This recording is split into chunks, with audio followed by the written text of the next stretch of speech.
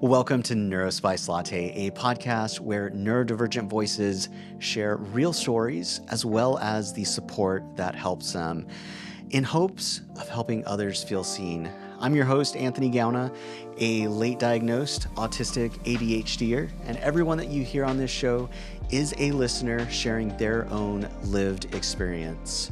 If you'd like to be a guest on this show, you can find a link to sign up in the episode description. But for now, my friend, it's time to settle in and grab yourself a cozy little cup of Neurospice. Jordan, welcome to Neurospice Latte. How are you? Good. How are you? I'm doing well. Well, I appreciate you being here. I guess I want to always start off with what flavor Neurospice are you? That's a great question.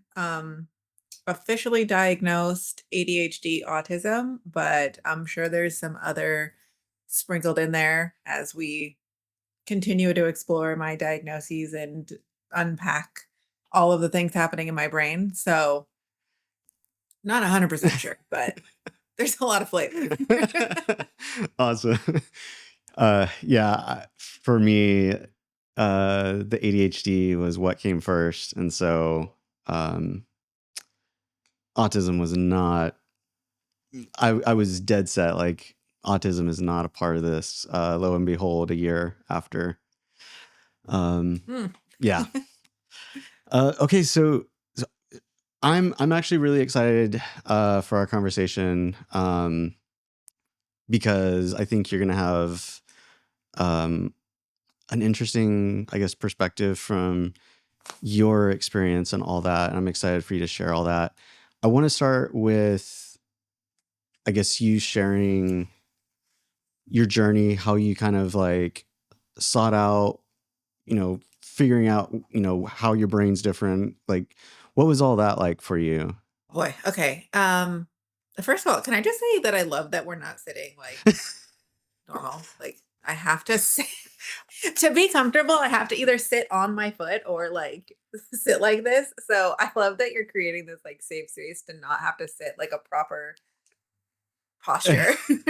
Yeah, this is I sit like this quite a bit.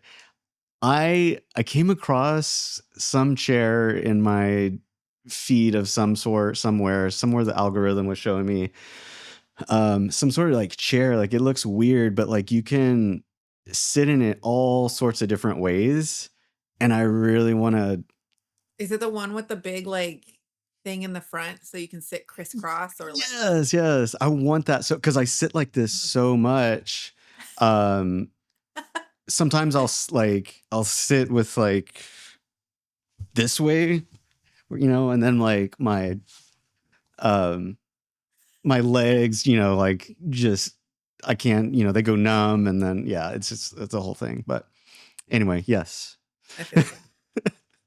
Okay, my background and kind of my recognition of how I knew I was different.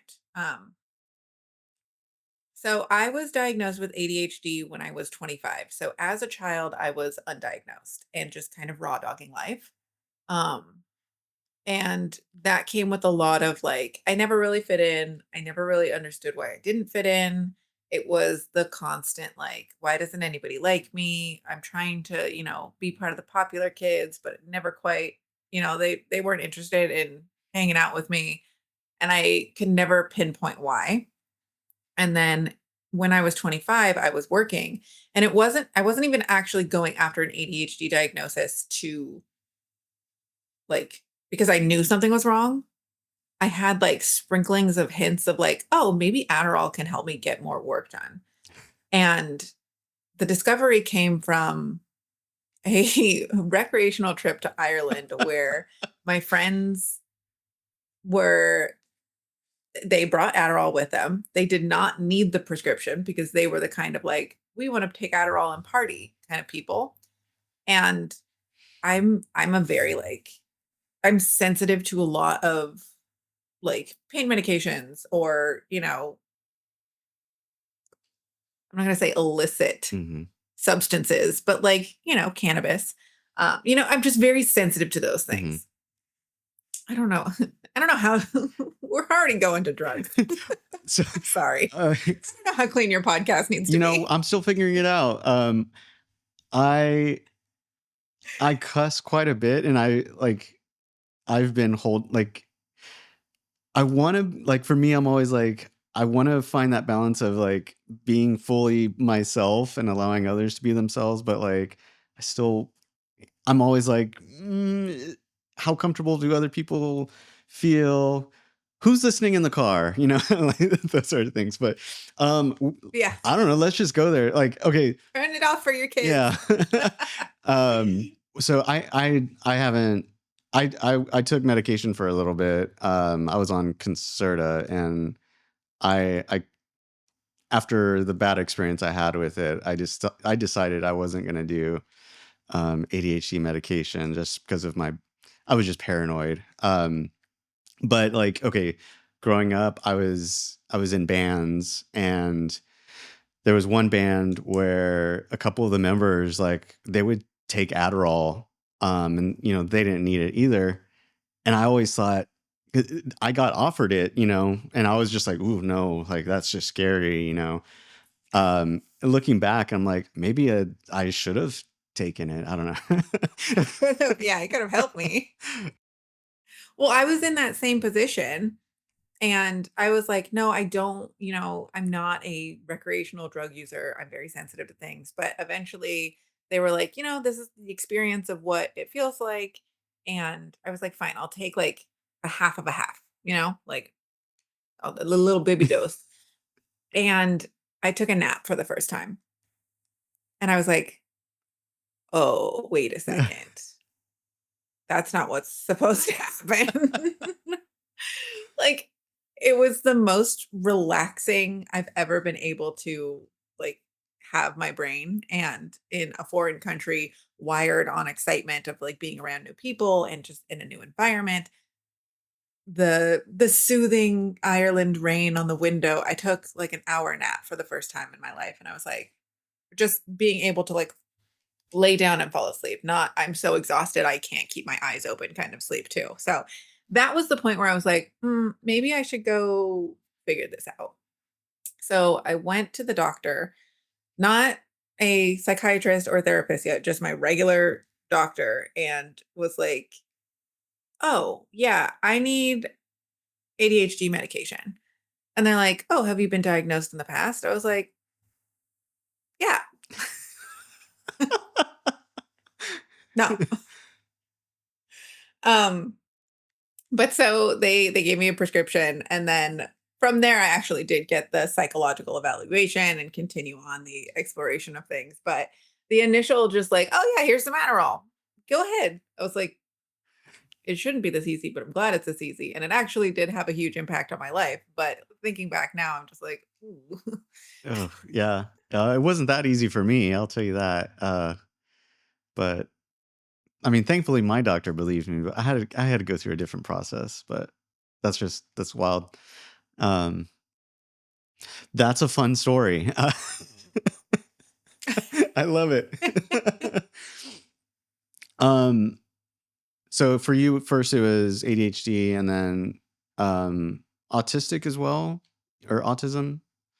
And how did Yes. that like come up? So the initial diagnosis from ADHD was, I think, in 2015 or 16.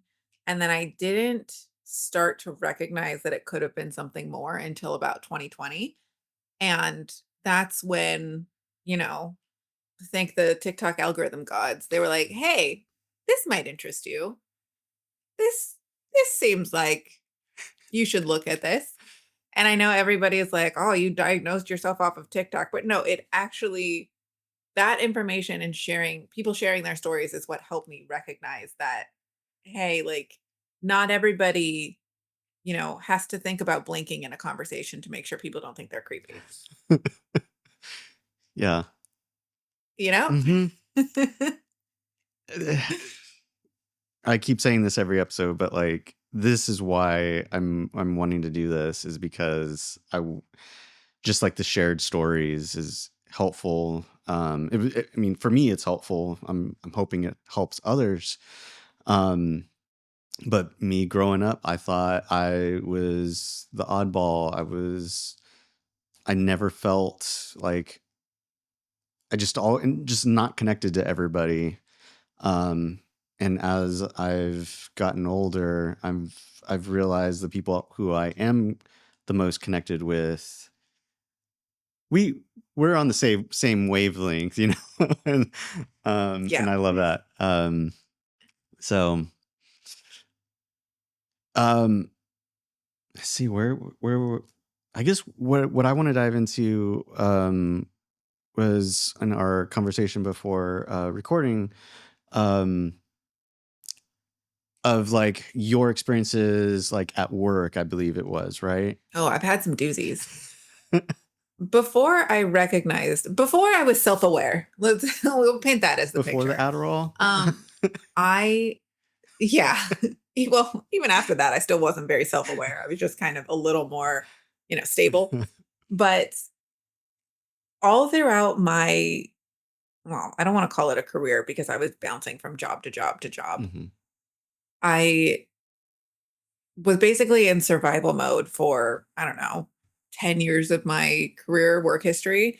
And I couldn't just have one job. I had to work at Charlotte Russe, and then I also had to work at Williams Sonoma, and then I also had to work at Victoria's Secret, and then I did a night shift at Sephora, and then I did a morning shift at Express, and was just kind of just like Energizer Bunny trying to make as much money as I could. And I was like, yeah, I have 24 hours in the day. Why am I not working 24 hours in the day? Because if I'm working, I'm not spending money. And I need to be, not spending money because I could have had no impulse control. Hmm. Lo and behold, that was not sustainable. Uh, Really? who would have guessed? But it was a bunch of retail jobs. And the thing that eventually burnt me out in each of those jobs is the heavy masking. So I'm the kind of person that I get excited about a new job. I deep dive into it 100%. I'm a go, go, go Energizer Bunny. And then once things kind of like settle and I figured out my routine, then it starts to get boring. And then I'm like, oh, I don't want to do this anymore. I need something new. Like I either ask for, promotion or want to change because I see the patterns of like, hey, this could be done more efficiently. Like, why are we doing this? This is dumb. Like you're doing that, to not the highest standard of what it could be and being overly critical of other people's roles. And then usually those people's roles are above me as managers. And so I'm like, I could do that. And then I go above and beyond and like to prove that I could do that. And then they're like, oh yeah, we're happy that you're going above and beyond and like showing us how to do this better, but like you don't get that job. And I was like, whoa, why am I doing all this work? And that's when the burnout cycle happens. And then I find a new job. Rinse and repeat. Yes. And then it was the jobs that took advantage of me that so those were all retail jobs. And then my shift to like office 9 to 5 jobs, that was I don't know which one I like better because the variety of working in retail was great, but the pay was terrible. The boring aspects of working in like corporate or working in an office make me want to bang my head on a table because I'm entering data into spreadsheets and it's the most mind-numbing thing and I fall asleep. So, but the the personal inner workings of like people at work is the hardest part of the job. Yeah. And that has consistently been like the thing that I butt heads with every single job I've ever had. There's always a neurotypical person that doesn't understand why Jordan can't focus on one thing or, goes off on a tangent and has to be like redirected into back like, hey, we asked you to do this thing. Like, let's focus on this thing first. Man, I feel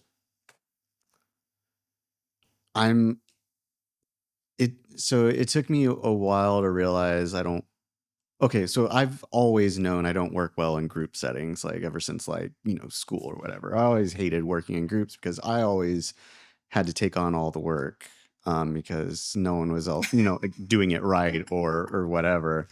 Um Mhm. and like I've never really had much of a real jobby job as I call it.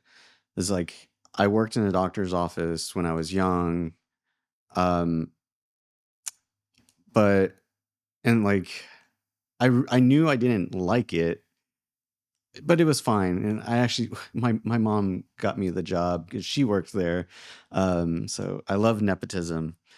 But after that, You make fun of me. yes, Anthony. Um, and then I I got in. I had a corporate job, I guess you could say, like just doing.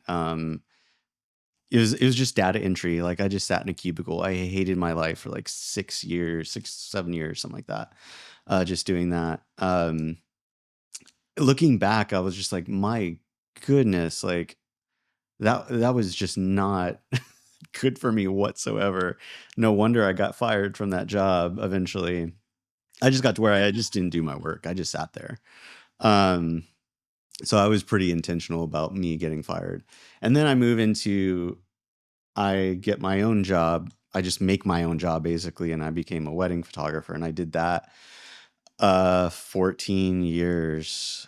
And then business slowed down um fairly recently, and well, I did get another job for a little bit, a part-time job, thinking I was ready to transition out of photography. And that was the main point where, like, circling back to what you were saying, it's like, okay, I don't work well with others once again, Anthony, because I hate listening to this person's stories. Um, they don't shut up. They won't leave me alone. I can't get any work done because they're distracting me. And then it's like, why are we entering all of these, every single line items into the computer one by one? And eventually, like, I learned the system and I coded like different packages based on like, just so I could just like hit like two keystrokes and like everything would be in there. And so just I got so frustrated with like me going over the top to like do a better job. And yeah, and then anyway, here I am now. I did have it was last year. I did have a job interview, and I didn't know what I was applying for because the title was very vague. And I'm on the phone, and it was a phone interview, and sitting there just wondering what I'm applying for, basically, figuring it out as I go. And one of the questions was, have you ever been in a situation where you had to sell to somebody something that they didn't know they needed, or didn't, what, something phrased like that? And I'm like, what in the world? Um, Then what am I getting myself into? Basically. And so anyway, it turned out to be um, a nightly sales position, and they ended the interview asking like, have you ever worked in a cubicle setting? And then immediately I was just like, oh god. And I turned it Oh down no. immediately. I was like, no, I can't do that. Like, so You would have been Michael from The Office.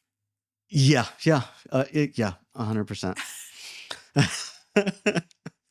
uh, I was trying to think of like a quote just to like, say right now, but my mind's just all over the place. Anyway, and here I am now. I'm working at a podcast studio, um, and I didn't think I would get into. One of the things I said on my interview was, I don't really watch podcasts, but I listen to them. And then here I am now. Like I like dove so Like, deep yeah. into everything. You manifested this for yourself. Exactly. Anyway, that was a long tangent that I just went off on. Sorry about that. Uh, I love it. That's what we do. Honestly, so it spurred up a thought for me, and it's this, I don't know, point, I don't, whatever you want to insert, whatever word you think fits here. I have never been in a job interview that I didn't get the job.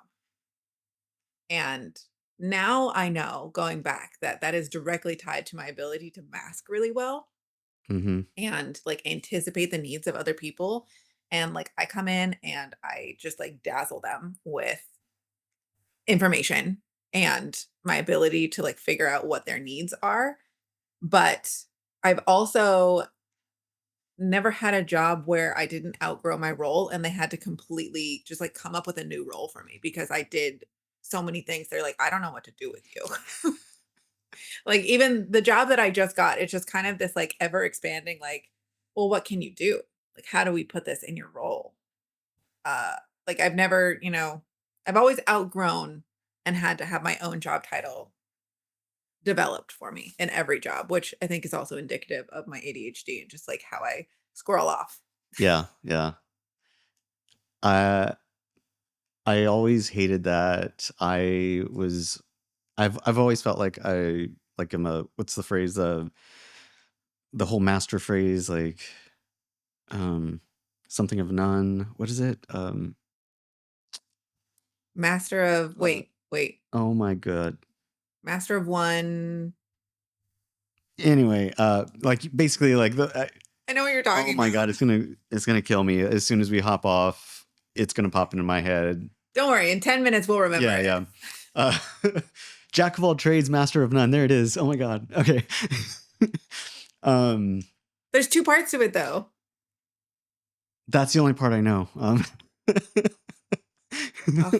But anyway, like I've always oh. felt so like growing up, I didn't like that about myself, and now where I'm at, I actually like that about myself. Like I know a little bit of this, a little bit of that.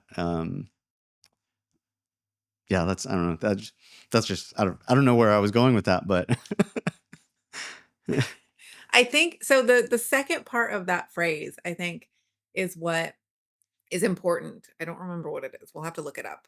But it's kind of that being a jack of all trades is kind of what makes you a better leader as you kind of advance in your career and need to, like, at the director level, at the senior leadership level in a job, you need to kind of have little bits of information of how to do each of the segments. And I don't think that there's enough leaders that do that. And they kind of have their default, like, safe zone that they like working in.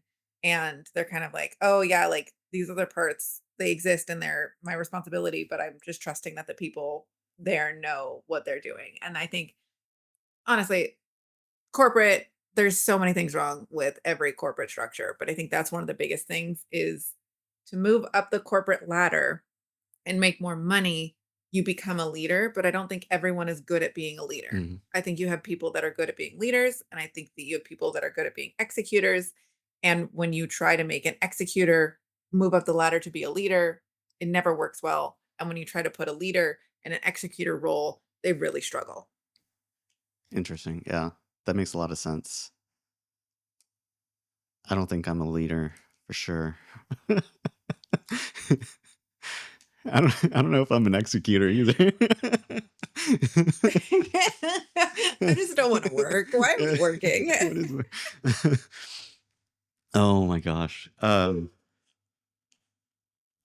I'm trying to think of where to go from there. Do you want to hear some of the crazy stories I've had Yes, please with spill the like tea. people trying to sabotage?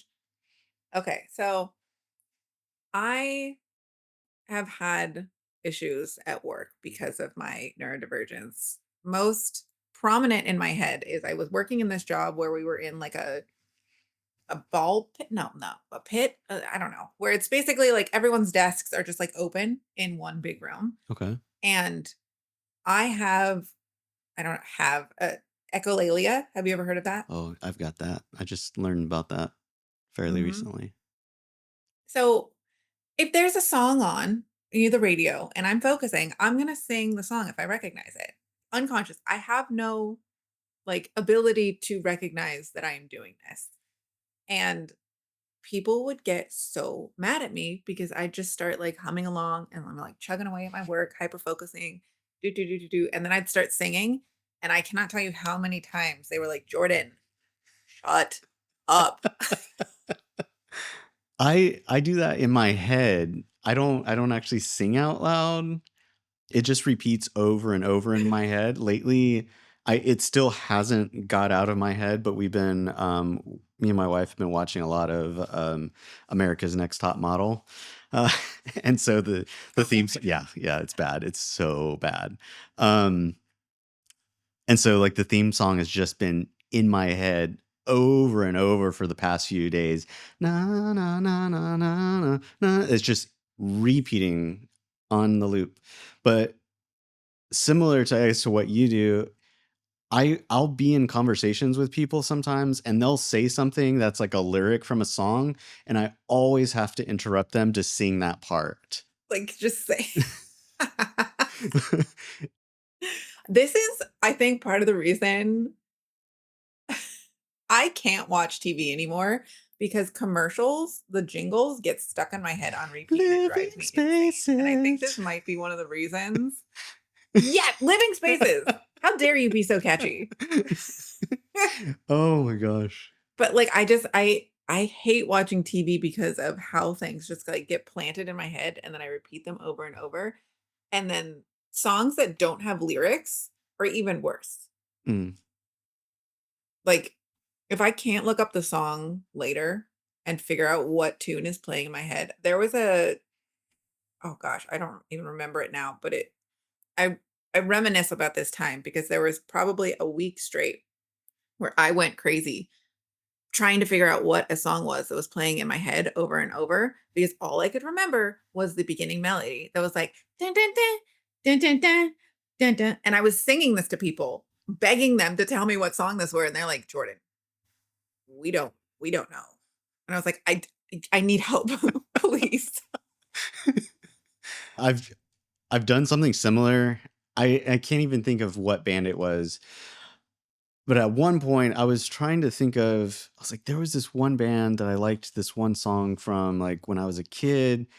And like, same thing, like, I had the general melody in my head, but it wasn't anything that I could look up because I couldn't remember lyrics. I'm not great at remembering lyrics anyway.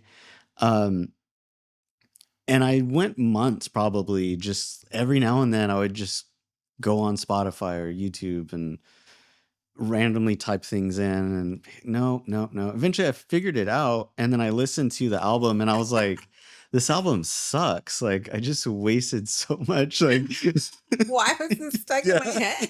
I don't and now I can't remember who it was. But yeah, it's Okay, do you wanna hear about my arch nemesis of my go career? for it. Okay. This was now after transitioning from working in a pit with a bunch of people, I recognized I need an office. So I have an office job now. I'm a manager. Look at me. I did it. But we are this is my traditional like I can't keep my nose in my own projects. And I was the marketing person. And we had I have to say this so that I don't give away the company Yes. because I don't want to, they don't need to get If we need to bleep it too, you tell me. okay. It's just boop. But so there was this person that did the marketing for one person specifically in the company, and then I did the marketing for the whole company, and we kind of worked together. We worked really well together for a couple years. We would plan events together. We built this whole brand that was phenomenal. It grew the business tremendously because of, how unique and interesting and funny it was. But it kind of like it was taking off, but not really. It was kind of, like missing a peg. And then I came in and I could see what was missing. And I came in with my creative ideas and video scripts and kind of this like broad better way to structure it. And then it started really like, going. But what I recognized far too late is that this person, I like to, my perception, right? Because I don't actually know what it was, but this person liked to put themselves in a position where they were the only person talking to the main, you know, decider, who was the president of the company. And they would come meet with me. We would hash out all these ideas, and then she would bring them back to the person. And I started recognizing that she was painting all of the picture, that like she came up with all of the ideas. Mm. And it was all, taking credit for everything. And I was like, interesting. Wait a second. I did that. And when we started putting our names in the like credits of videos, she started getting mad that Oh my gosh. her name was last. And just like alphabetically, I was like, well, yeah, this is just how credits are done. Like my name comes before your name. So alphabetically, that's why I put your like there's not some deeper meaning of like me trying to be, you know, but and additionally, last is probably better because that's the one you recognize more. So whatever. Um, so then it came to, we announced this new type of video series where she had this vision for it, and she was like, I want it to be like an acid trip. I want it to be so crazy and ridiculous that we're just like going off the walls. And I'm like, all right, I don't know if that's, like, let's try it. And the feedback came that like, oh, it's too weird. It's too crazy from the president. And she pinned that on me. And I was like, hey, wait a, I told you that wasn't a good idea. And then it just kind of broke down from there, that like she took all the credit for the good things and then could pivot me into being the reason that things were going bad. I eventually got let go from that job. And I think it is because I kept a journal, like a diary, and stupidly just left it open because I'm too trusting of a person. And I think she read an entry in Oh. there that said, I think she's taking credit for my ideas. Hmm. Maybe that's not something she should have read. But after that moment, everything changed. And I was like, oh, my pattern recognition kicked in. I was like, that's the reason. Mhm. And all of a sudden, I was being taken off of projects that I was solely responsible for. I was setting up their Salesforce CRM, which to this day, Salesforce is the bane of my existence. Mm. I know nothing about it, so. But then it's stay that way. It's terrible in the back end. But they started onboarding a company that was going to help take over Salesforce, but I had built the entire infrastructure for it. I set up all the automatizations, set up all the emails, built everything, all the HTML code, everything. And now I wasn't the main point person for this. And I was like, ooh, they're trying to push me out the door. This is really happening. And they eventually did. And they lost probably so much money because she convinced everybody that she could do it without me. Lo and behold, could not do it without me. I left and they had to completely scrap everything that they did with Salesforce, which was thousands of dollars. Um, they didn't know how to turn off automatic emails, didn't know how to fix, like it was just a giant mess. And then their videos just started tanking. Like they hired a whole production company and produced these big, lavish videos that just flopped because the storytelling no longer was there. And I was just like, okay. And then I started my own YouTube channel and was like, oh, oh, wait, was I the reason that could be? I don't know. Who's to say? Oh my gosh. Yeah, okay, same for me, like, I can't say I guess I could say names, but, um, they probably won't be watching this anyway, but, I had a similar experience, and You never know. It's gonna blow I know. up. Hold on. You manifest it. It's gonna blow up and everyone in the world is I gonna don't see work it. there anymore, so whatever. Uh, um, but we had a huddle meeting and with one of the owners, and they were trying to come up with class ideas for like customers and stuff. Um, and so I said, "Oh, what if I had mentioned a photo editing technique?" I'm trying to like generalize this as much as I can. Um, but a photo editing technique that I do. And then the owner was like, "That's a great idea. Would you be willing to teach a class on that?" And I said, "Yeah, absolutely. Just let me know the date, and like we can plan together, um, the structure of it essentially." And so I come home all excited. I tell my wife, because I'm not very good. Like, I'm not, I feel like I'm not very good with people, in the sense of like, I will just avoid eye contact and like just not speak to anybody if possible. Um, and so I'm just always in my little like cocoon, basically. Um, and so like, I felt like that was a point where I was like, oh, I can actually feel like a part of this. This is nice. So I was excited to tell my wife. I was like, "Oh, they want me to teach a class on this and yada yada yada." Weeks go by and I didn't hear anything, and it was probably on my day off, or maybe I don't know when it was. Doesn't matter. But my wife sends me a screenshot of their post online, their Instagram post, and it was for this class idea, and um, someone else in the company was going to be doing the teaching, but it was on the same exact thing that I brought up. And never once was it like, "Hey Anthony, we're gonna go like so and so is gonna do the class instead. Thank you so much for that idea. That was great." Nothing. It was just, Just like ghosted and yeah. stolen ideas. And man, Hate that it for was you. just like, I mean, it's nothing like it wasn't anything amazing. I wasn't gonna be paid for it either. But it was just the fact that like I wasn't even acknowledged whatsoever.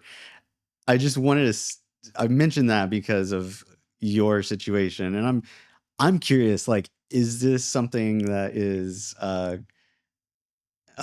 guess maybe I'm asking if anybody listening, but is this something that's common? um I don't know, that's just, maybe it's just a coincidence between us, but anyway. I feel like that's a very like corporate works so fast that they don't take into consideration like people's ideas. And I have this hypothesis about the corporate world that the whole like um the women struggle in relationships right now shift that we're seeing, and kind of like, oh, the lonely man epidemic or whatever. I feel like the parallels between the things that women are talking about in relationships and saying that, they're not getting enough recognition, they're not getting enough kind of like, all of those problems are the same problems that are happening in the corporate world, probably because the corporate world was set up and run by men that are doing the same things in relationships that women are upset about. Interesting. Yeah. Just a pattern that I see, could be something, could not be, but Interesting. I like that idea. I like that, or a hypothesis. I'm gonna bring that up to my wife. She she uh she has she's the one who kind of like teaches me all about, she's a professor in sociology, basically. She has a podcast, but is it feminist? So I'll link it down oh, below, everyone. um And like she has taught me about like I think it's called the second shift or something. And um anyway, she would probably go down. She would it'll be a fun conversation with her, I think. I'll bring it up. Anything else like in the work environment that you've experienced that you want to share or anything? Maybe so I recently went from just being, normal human me by myself to having a baby. And now I am a mom trying to balance work and this new kind of like first of all, being a neurodivergent mom is so difficult because I don't get to put things off and procrastinate. I don't get to have the like time to recharge and reset. Like when my baby needs me, my baby needs me. And it doesn't matter if my cup is empty. Like, Yeah. that is so difficult. And I can't advocate for myself with my baby. You know what I mean? Like, doesn't really care. But now also needing to find a way to get back into corporate like work mode on top of now being overstimulated 100% of the time, not being able to have a full night's sleep, which that's I'm more familiar with that because of video games. But where I'm going with this is like I know what I need to be successful at work, and that is working from home, having flexible hours, and having a like direct feedback, which led me to like the job search and this fear of what if I have to go back into the office? Not only because like, okay, now I got to figure out daycare for my new baby. I already have anxiety. Like, I don't need postpartum daycare anxiety on top of that. And so I was like adamant that I needed a work from home job, even those are disappearing. And the naysayers of like people around me that were like, well, maybe you need to, consider going in to the office, even if it's hybrid. And I'm like, no, I can't. I can't. I physically cannot work in that environment. And even my husband was like, for our livelihood and our home, like maybe that has to be a consideration. And I was just dead set on like, no, absolutely not. That's not something I can do. Thankfully, I found a remote job, but I feel like that kind of like those needs and the work from home environment and like being set up for success at work is something that so many people struggle with. And I know that I am so fortunate to be able to not only have a job where I can be home with my child all day. I don't have a lot of calls during the daytime, and I'm able to have someone help in our home and still nurse and take breaks. And my job is flexible and understands that, like, yes, I'm a mom because I now work for a company that makes baby products. So that scenario is so like one out of a million. I don't know how I found it. Still to this day, it's just like everything worked out perfectly. But for so many people, that's not their reality, and I know that's so difficult. Yeah. Uh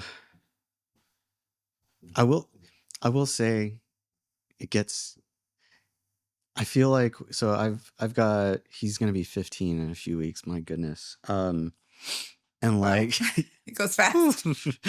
and so like I've also experienced that like as a parent with when they're little, like although I was much younger and I had a lot more just general energy that I could be fine. I feel like when I was also younger, I just worked through like I didn't actually feel what I was feeling. As I wasn't as self-aware basically, I guess. And so um but as I've gotten older, like I know all my trigger points of like special like for me, the holidays. Holidays is a huge like I'm still sleeping a lot because I'm just so physically drained from just everything that the holidays bring. But a lot of it too is because I've got to like I work here, but I also try and work on my YouTube channel, and I do things at home work wise for myself. And my office is in the living room, like it's just a desk in the living room. So it's gotten easier as he's gotten older because I can be like, hey, like please turn the TV down, or, I'm trying to get this thing done. Like, please don't bother me. And like the big thing for me is, um, I mentioned this on another episode, so I apologize for repeating this story. But um, the big thing for me is when I'm trying to get my point across, I basically, I guess, yell. Not like literally yell, but I raise my voice really loud. I'm not going to do it right now, but um and everyone has always thought like that's just me being angry and upset, and especially for him, it was like, oh, he's upset at me. But it was never the case. It's just like I'm just trying to get my point across. um and so I've gotten now to where like it's nice that I'm able to say like, look, I know I'm probably yelling or like raising my voice right now, but I'm absolutely not angry. It's just, this is the situation, kind of a thing. And so it's nice to be able to eventually go like not experience that, but be able to have words to give to your kids. As parents, I feel like one of the only things you can do to be marked as like a good parent, there is no good or bad parenting besides, like well, we can get into the details of bad parenting, but you know what I mean? Yeah, As a parent, I feel like it's so hard, especially being neurodivergent on top of it, to show up in a way that is helpful for your kids because you're still trying to figure out yourself and regulate yourself in life. And that is a full time job sometimes. yeah, So now teaching a child how to do it in this kind of, most of us are just figuring it out for the first time. Like we don't have the skills to be able to teach our children how to do it yet. I think the next generation, they'll be great at it, but us, we're just, again, raw dogging life trying to figure it out. 100%. This is I actually so I started a podcast with my mom and we're unpacking kind of all of those things, and she just got diagnosed like within the last year. So she's now unpacking kind of what it looked like to show up different, and we're having those conversations, which is helping me show up as a mom because I'm able to tell her how I felt and those things and recognize and have those conversations. So I'm able to show up differently for my child in the future. But it's still just like, how do you know how to do it right? How do you know what conversations to have and how to show up different than what made you feel bad as a kid? Because it's still just like a crapshoot of, okay, I don't know. I know I don't like that. And I don't want to be that, but what do I do? Yeah, I'm gonna link to your podcast as well. I started listening to a little bit of it this morning, and I'm already really loving it. So I want everyone else to be able to check it out as well. It's called From Wise to Wise. Is that correct? It Uh, is. And I realized one of my viewers accidentally, or not accidentally, thankfully pointed out that I put an apostrophe on wise incorrectly because, I'm dyslexic and I have no idea how to use Those are always punctuation confusing. correctly. So that just kind of, That's funny. Um, yeah, I will link to that as well as your YouTube channel. Got some great stuff on there. I love the editing. I know you've got your editor, but it's just I love the overall vibe of your channel. It's awesome. Okay, we're getting close to being wrapped up. Um, is there anything else that like I've got one more thing I want to ask you, but is there anything else like that you want to share that maybe I didn't touch on, or like you felt I should have asked, or anything like that? honestly, I feel like I divulged a lot of information. I'm a lot of word vomit person and I'm an open book. So if you want to learn more about me and my crazy stories, you can come on over to my channel. But no, I feel like I covered a lot. Awesome. Um, yes, I will be sure to link everything. Okay, so I had presented this idea that I have to you. And so I, on our initial call, I told Jordan, I've got this idea for a segment, and I don't know, like, I want to do a segment on every episode, but I don't exactly have any ideas. I just know I want a similar segment to do on every episode and be fun. Um, just something fun for everyone to kind of expect. And you came up with like a hyper focus, like set a timer for a minute and hyper, like just word vomit whatever you want, like something that you can just go down a rabbit hole on. Maybe it's something new you're working through, but I've got two ideas that I've kind of like narrowed down to of what I want to call it.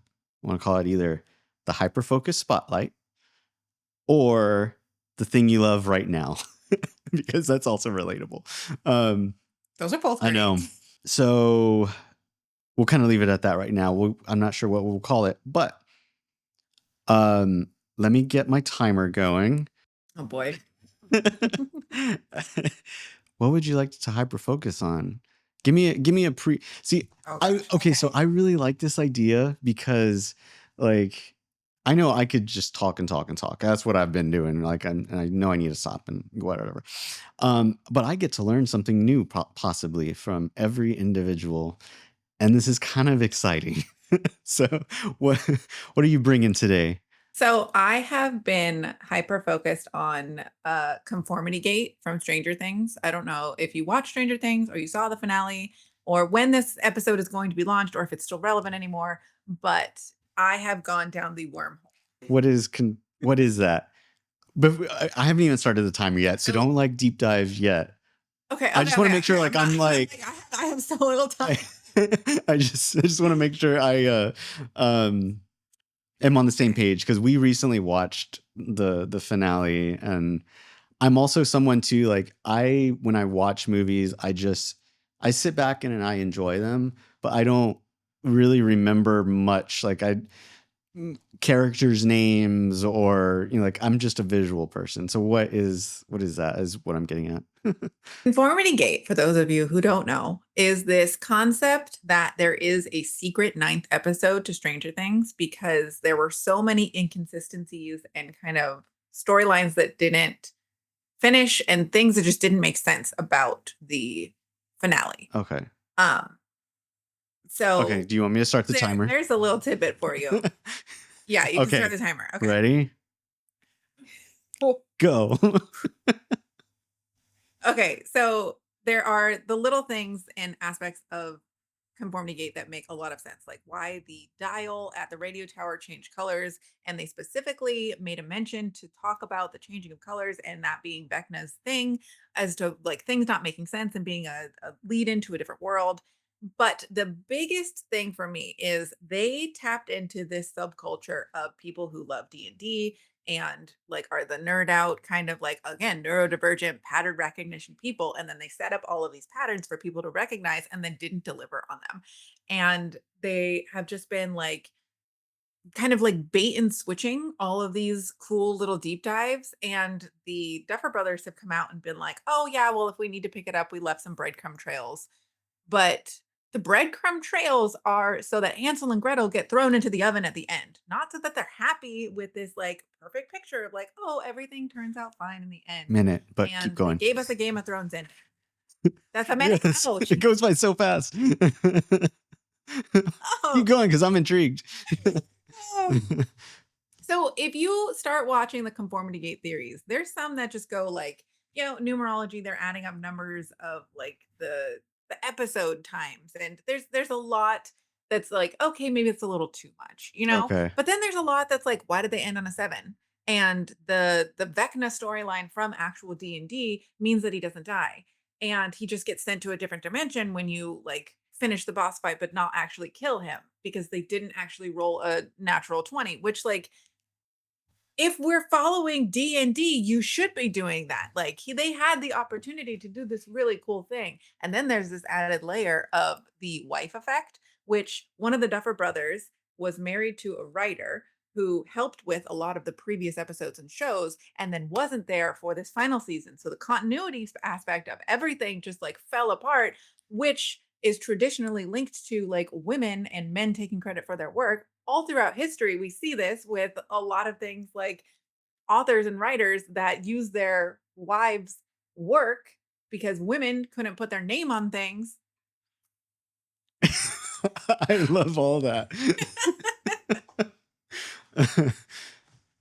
Oh, It's great. It's currently like my tinfoil hat moment, and I show my husband everything, and he's just like, "Okay, what are you hyper focused on now?" I love that. Yeah, that's incredible. I I will try not to go down a Reddit rabbit hole later. Just to Good luck. Good yeah, luck. I'm gonna try not to. I was also like, once again, like I don't really pay attention to like I have a hard time remembering storylines and all that, but I did have a like moment afterwards where I was like, I are they gonna like is there like gonna be something else that comes from this? Like I was like it was such a big show that uh I feel like they would need to like find another way to like bring it back, not bring it back around, but then at the same time it's like Finish. yeah, and at the same time it's like I don't know, like maybe just don't do that. uh so I don't know. That was just, It feels like compared to all the other seasons, just feels kind of half-assed, and like they're like, "Oh, well, we need to wrap this up in a bow, so like this is just what we're gonna do." Instead of like staying true to what they built, like this world that they built. Like you took us out of the world. And if you're like the fantasy people are like, no, keep us entrenched in the world. I don't care if I like another heartbreaking moment like Glenn dies and we all stop watching the show for a few months because we're so devastated. Like, do it. I was pretty bored in the last one. I was just like I was just watching because I was like, oh, I made it this far, like I just need to finish it. But May as well I finish it. was I was pretty bored, to be honest. um that was awesome. I'm so excited to see what else everyone brings. And even me, I was like, well, what would I do? But then it's like, well, I'm gonna just have to wait till whatever when it if someone asks me, like I want to be prepared, but at the same time, it's like, well, what am I focused on right now? Like, I love to learn things. So anyway, Jordan, thank you so much. This is a lot of fun.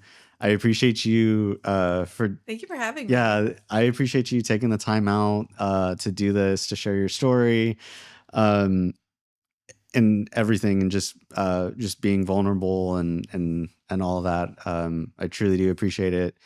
To everyone else, thank you so much. If you enjoy this, be sure to subscribe to YouTube, Spotify, Apple Podcasts, all that, just so that way you get informed of all the upcoming episodes. But that's it for today. Thank you so much. And I look forward to bringing you another cozy little cup of Neurospice latte. Thank you so much, everyone. Take care. Bye.